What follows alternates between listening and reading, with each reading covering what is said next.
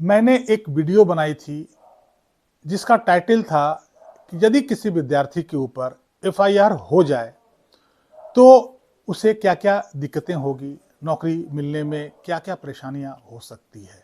इस वीडियो पे इतने कमेंट्स आ रहे हैं, इतने क्वेश्चन पूछे जा रहे थे। कुछ लोग व्हाट्सएप करके, कुछ लोग डायरेक्ट कमेंट बॉक्स में क्वेश्चन लिख रहे थे, कुछ लोगों ने डीएम किया और कुछ लोग व्हाट्सएप पे सवाल पूछे।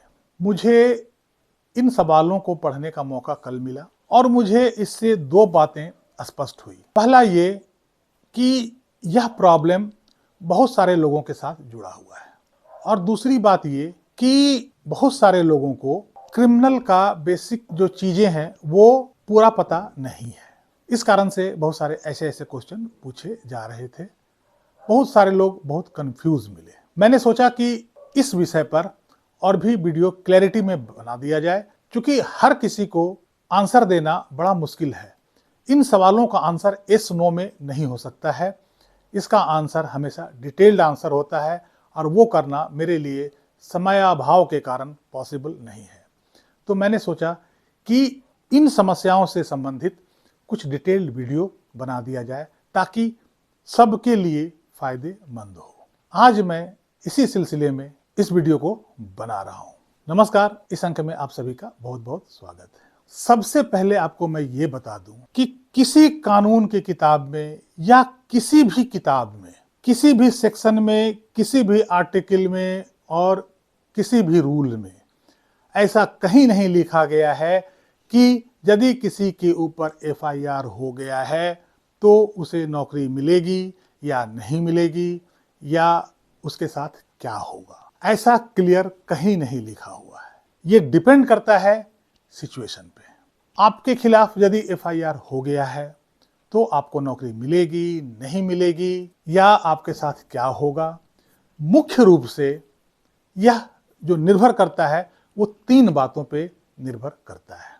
पहला ये कि आपका एम्प्लॉयर कौन है, दूसरा ये कि आपका जो नौकरी मिलने वाला है या जिसके लिए आप फॉर्म फिलअप किए हैं वो किस नेचर का नौकरी है, और तीसरा ये कि आपके अगेंस्ट जो एफआईआर हुआ है, एफआईआर में जो एलिगेशन लगा हुआ है वो कैसा एलिगेशन है, किस नेचर का है, सीरियस नेचर का है, माइल्ड नेचर का है, किस नेचर का है। ये तीन बातों पे निर्भर करता है कि आपके नौकरी पर इस एफआईआर का क्या प्रभाव पड़ेगा।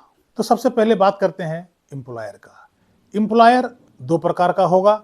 या तो आपका प्राइवेट एम्प्लॉयर होगा, जैसे कोई प्राइवेट लिमिटेड कंपनी या मल्टीनेशनल कंपनी या लिमिटेड कंपनी, और दूसरा गवर्नमेंट का कोई विभाग, जैसे गवर्नमेंट का रक्षा विभाग, रेलवे विभाग, गवर्नमेंट का बैंकिंग, बहुत सारे विभाग। ये आपके एम्प्लॉयर हो सकते हैं जहां आप नौकरी के लिए अप्लाई करते हैं और नौकरी के लिए एग्जाम देते हैं, तैयारी करते हैं। आपका एम्प्लॉयर सबसे इंपॉर्टेंट होता है कि वो किस तरीके के बंदे को सिलेक्ट करना चाहता है। सपोज कीजिए कि आपका एम्प्लॉयर कोई रक्षा विभाग से है और आपके ऊपर जो एफआईआर में एलिगेशन लगे हुए हैं वो किसी राजद्रोह से संबंधित है या किसी आतंकवादी ग्रुप से संबंधित है या कुछ इस ढंग से संबंधित है जो कि डिफेंस के जॉब के लिए वो निगेटिव जाता है। ऐसे में आपके खिलाफ यदि राजद्रोह या इस तरह का एफआईआर है, डिफेंस वाले एम्प्लॉयर के नज़र में आप निगेटिव आते हैं, आप वहां पे यदि जॉब अप्लाई करते हैं तो शायद आपको किसी न किसी वजह से वो छांट देंगे। दूसरी ओर यदि आपके ऊपर एफआईआर में सीरियस एलिगेशन लगे हुए हैं, जैसे रेप के चार्जेस, मर्डर के charges, attempt to murder, SC/ST act, POCSO, इन सब चीज़ों का एलिगेशन आपके एफआईआर में है, तो आप इतना मान लीजिए कि कोई भी एम्प्लॉयर, इवन कि प्राइवेट एम्प्लॉयर भी आपको नौकरी देने से पहले 50 बार सोचेगा और आप मैक्सिमम एम्प्लॉयर के निगेटिव माइंड में आप रहिएगा। वो एम्प्लॉयर आपको अपनी नौकरी के लिए अनफिट मानेगा। आप किसी भी नौकरी के लिए फिट नहीं माने जा सकते हैं। ये टोटली एम्प्लॉयर पे डिपेंड करता है कि उसे किस तरह का एम्प्लॉय चाहिए। इसी तरह अन्य विभाग के भी एम्प्लॉयर अपने अपने एम्प्लॉय के लिए एक सेट क्राइटेरिया रखते हैं।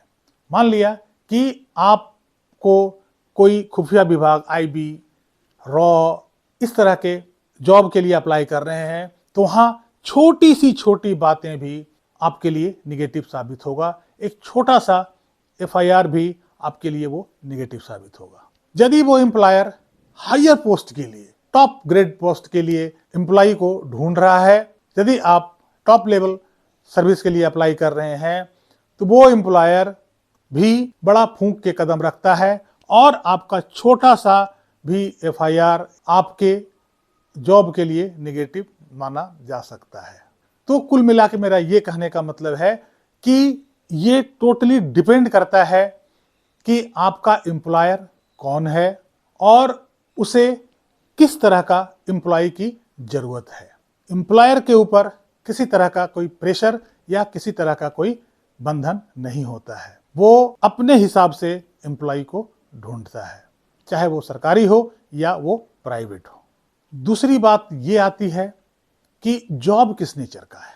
तो जैसा कि मैंने आपको अभी बताया कि यदि जॉब ऐसा नेचर का है जहाँ पे इंटेग्रिटी की बहुत ज़रूरत है, जहाँ पे ईमानदारी की, जहाँ पे कर्तव्यनिष्ठा की बहुत ज़रूरत है और आपके खिलाफ 420 का, आपके खिलाफ देशद्रोह का, आपके खिलाफ कुछ और सीरियस एलिगेशन में एफआईआर रजिस्टर्ड है, तो ऐसे एम्प्लॉयर आपको जॉब देने से कतराएंगे।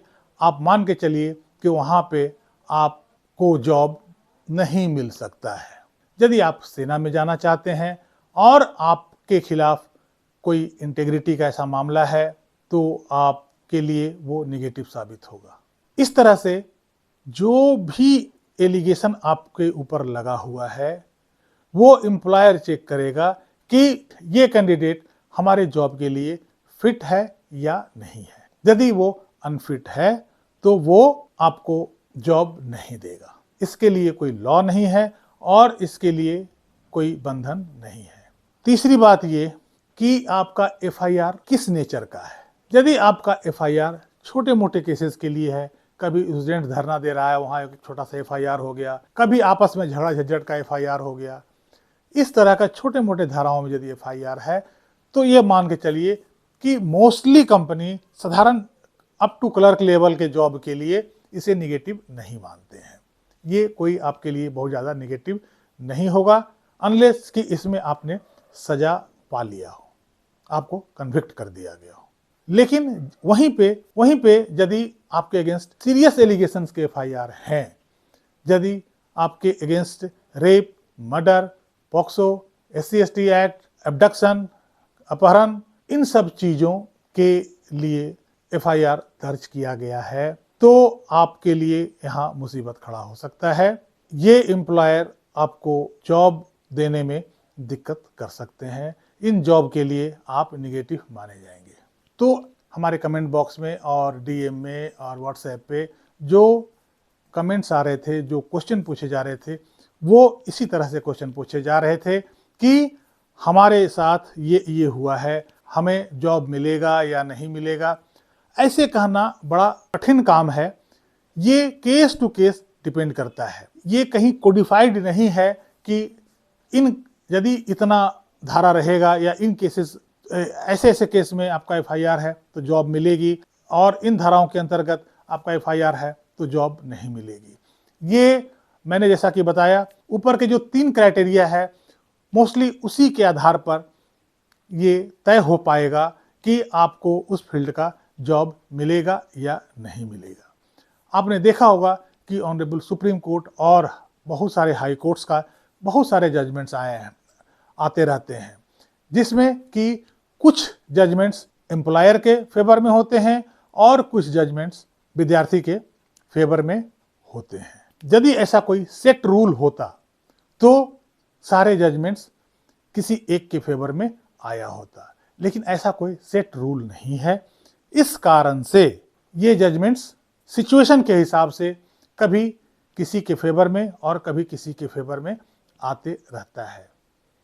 तो आपको ये देखना है कि यदि आपके ऊपर कोई सीरियस एलिगेशन नहीं है तो मान के चलें कि केवल एफआईआर आपके जॉब को हिंडर नहीं कर सकता है, वो जॉब के लिए निगेटिव नहीं हो सकता है। यदि आपके ऊपर सीरियस एलिगेशंस हैं, सीरियस एलिगेशन में एफआईआर दर्ज है, तभी जाकर के आपको कोई परेशानी हो सकती है, अदरवाइज परेशानी नहीं होगी। हालांकि अभी कुछ जजमेंट्स आए हैं, उसमें ये कहा गया है कि केवल एफआईआर रजिस्टर होना किसी के चरित्र को नहीं दर्शाता है, किसी के चरित्र का आईना नहीं हो सकता है। मतलब यदि किसी के खिलाफ केवल एफआईआर हो गया, उसमें उसके अगेंस्ट सीरियस एलिगेशंस भी लगे हुए हैं, तो इसका ये मतलब नहीं है कि वो इसके चरित्र का आईना है। तो अभी ऐसे जजमेंट भी आए हैं, बहुत सारे ऐसे जजमेंट्स भी हैं जो विद्यार्थियों के खिलाफ भी है। तो ऐसे में क्लियर कट कह देना कि हाँ एफआईआर हुआ है तो उसे जॉब मिलेगी या नहीं मिलेगी बड़ा मुश्किल है। ये 3 जो क्राइटेरिया मैंने आपको बताया, उस आधार पे आप जज कर सकते हैं कि आपको जॉब मिलेगी या नहीं मिलेगी। यदि कहीं ऐसा लगे कि आपका जो एफआईआर है सीरियस एलिगेशंस नहीं है और एम्प्लॉयर जानबूझ के आपके साथ धोखाधड़ी कर रहा है और जॉब नहीं देना चाह रहा है, तो आप कोर्ट का दरवाजा भी खटखटा सकते हैं। कोर्ट इस पर जरूर सुनवाई करेगी और उचित फैसला सुनाएगी। इसके अलावा मैं आपको एक चीज बता दूं कि यदि आपके ऊपर कोई ऐसा एफआईआर है या आपके खिलाफ कोई मुकदमा चल रहा है, तो आप जब किसी जॉब के लिए अप्लाई कर रहे हैं तो वहां फॉर्म में जो कॉलम होता है उसमें सही बात लिखना ना भूलिएगा। यदि आप सही बात नहीं लिखे, किसी चीज को आप छुपा रहे हैं, तो आप एग्जाम पास करने के बाद जब पुलिस वेरिफिकेशन होगा या फ्यूचर में कभी भी जब ये चीज एम्प्लॉयर को पता चलेगा, तब आपको सीरियस परिणाम भुगतने होंगे।